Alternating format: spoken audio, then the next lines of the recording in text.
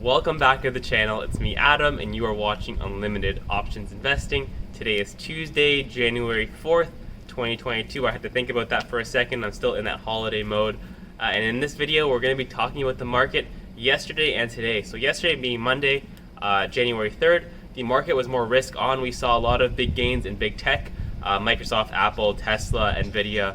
They were all up quite a bit. With crypto not really doing much lately.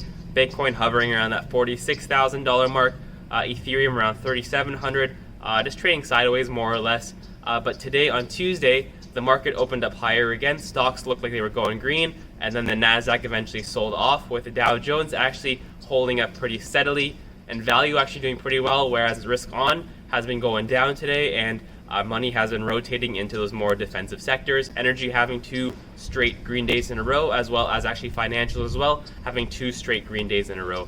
Pretty green. Still no love for those small cap companies or those hyper growth companies, as well as ARK Invest. Their main innovation fund is now in the low 90s again. Today I bought the dip on Square and Shopify, 2 names I already own. And I also sold some covered calls on JPM, JP Chase, as it's the only bank stock that I owned, and again, financials are doing well, so JP Chase has jumped up yesterday and today. I also sold a cash secured put, which I'll also get to in this video. So if this is your first time joining the channel, welcome aboard and hit that subscribe button. Here at Unlimited Options Investing, we talk everything from stocks, crypto, options, ETFs. We're investing for the long term. As always, smash that like button. Let's get started. All right, heading on over to the S&P 500 heat map. We see it scattered all over. So whereas yesterday we saw a lot of green in Apple, Microsoft, NVIDIA, AMD, Google, Facebook, Amazon I think was sideways yesterday, but more or less Tesla was super green actually as well, but more or less all these big names and also financials were all green. And then you saw a lot more red in the healthcare, consumer defensive, industrials. Yesterday was more red, whereas today it's a little bit of the opposite, whereas energy and financials are still very green, save for PayPal, which I guess is guilty by association with all the big tech names. I guess it's also a big tech company as well, so it makes sense as to why it's also suffering those losses as well.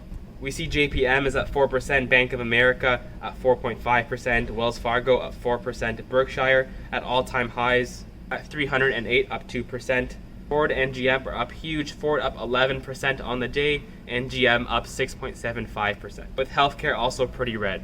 Taking a look at the fear and greed index, we're still trading under fear at 67. A week ago we were neutral, with a month ago being at extreme fear. So we're still pretty greedy. The overall feeling is that we are still in bullish context. And taking a look at coinmarketcap.com, Bitcoin is below 46,000 at 45,773, down almost 4% over the past week. Ethereum pretty much sideways over the past week at 3,800. Solana at 169, down about 4.5% over the past week. Cardano down 5% over the past week at $1.32. XRP at 82 cents, down 3%. Dogecoin down 3.5%. Shiba Inu down 6%. And Crypto.com coin more or less sideways. And also Decentraland at $3.22, down 3.25% over the past week. All right, and taking a look at the candlestick. So firstly with Shopify, one of my bigger investments that I had been buying the dip in December pretty aggressively. This one has fallen off a cliff on the day, down over 11%, and we're looking at the weekly time frame. And this one candle is just from today. It opened up today just below 1,300 and fell all the way to where it is now at about $1,215. So we're clearly now below that 50 EMA, which we haven't really done to this level really in a long time. So it is a little bit concerning if we continue confirming this downtrend and go toward the downside. There could be a lot more weakness in this name, but I will be watching if buyers do step up at these levels. We did have previous consolidation here maybe about half a year ago.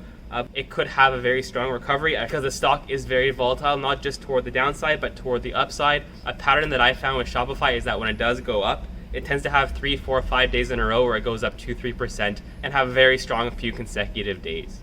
So that's Shopify stock. The next one, looking at JP Chase. So this one reaching lows of just about 150, bouncing right off that 50 EMA on the weekly.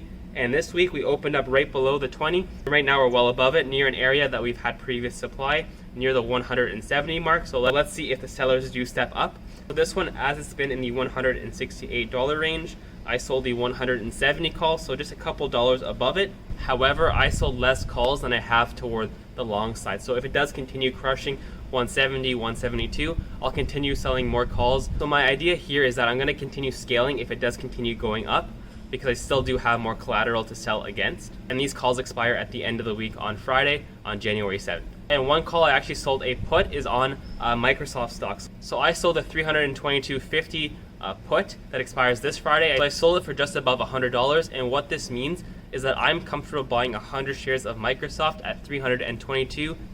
The reason I'm able to do this is because I've been juggling calls. So essentially last week, or maybe it was the week before, when Microsoft went up about 340, I actually sold one of my calls that I wouldn't mind buying back, especially at the $322 mark. Because if we notice with Microsoft, ever since the 2020 crash, it really respects this 20 EMA on the weekly.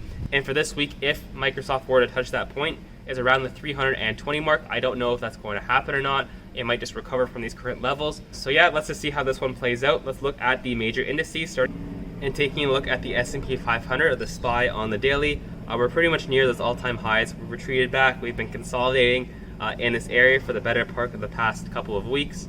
We're pretty nicely above both moving averages. So let's see if the moving averages catch up and move toward the price action, or if the price action moves toward the moving averages. But so far so good. Volatility is still pretty low. The VIX is up on the day by about 3%, but still no panic, no real fear in the market, no real volatility. But maybe by saying it out loud, maybe I'm about to proc the next market correction. You never know when it's going to happen. You just have to know what you're going to do no matter what situation occurs. Taking a look at QQQ, or the NASDAQ, so we have our ascending channel and these two horizontal lines for support and resistance. Today we opened up just above it by a little bit, and then we sold off. Right now we're sitting between the 20 and the 50 EMA. So for the time being, we're still trading sideways ever since the beginning of November. And the NASDAQ is down pretty much 2% on the day, and that makes sense because the FANG index is down to 1.5%, and it makes up such a big portion of the NASDAQ 100, whereas the SPY is down not as much because the more industrial names are having a much better day. Actually, the Dow Jones is up 0.6% on the day so far. Currently at all-time highs, we gapped up, went all the way up to about 369 on the DIA ETF, and right now sitting at 367. I wouldn't be in the least surprised if we did fill in this gap. The gap isn't that far away for it to close. And lastly, looking at crypto, first off with Bitcoin. So we have this uptrend over here, and we also have this downtrend ever since the beginning of November, and we're right at the end of it. So let's see if we break up or break down from these levels. Currently below the 20 and the 50 EMA. There's no momentum in crypto right now for the time being, but that's just crypto for you. When the momentum and the fun comes back, which it eventually probably will, we could see a lot of very volatile movement toward the upside, but for the time being, just trading in a channel. And also taking a look at Ethereum. This one also trading pretty sideways. We see a pretty evident downtrend ever since the middle of November as well. So until we break this downtrend and see some kind of momentum in crypto, again, we're just waiting patiently until we see something happen. And how could I have forgotten Tesla stock? So this one jumped up huge on Monday after the delivery numbers came out on Sunday. It beat the numbers massively by 16%. So this one gapped up from Friday, where it closed at 1,050, almost by $100, where it opened up at 1,150, going all the way up to about 1,200, and today opening up around those levels and then selling off currently at 1150. Tesla stock doing what it does best, trading however it likes to. What's amazing to me is that yesterday this growth company is over $1 trillion. It's moving upwards of 10%. Again, Tesla stock, my favorite company, is holding this one for the long term, racing that volatility and buying when there's weakness in the stock.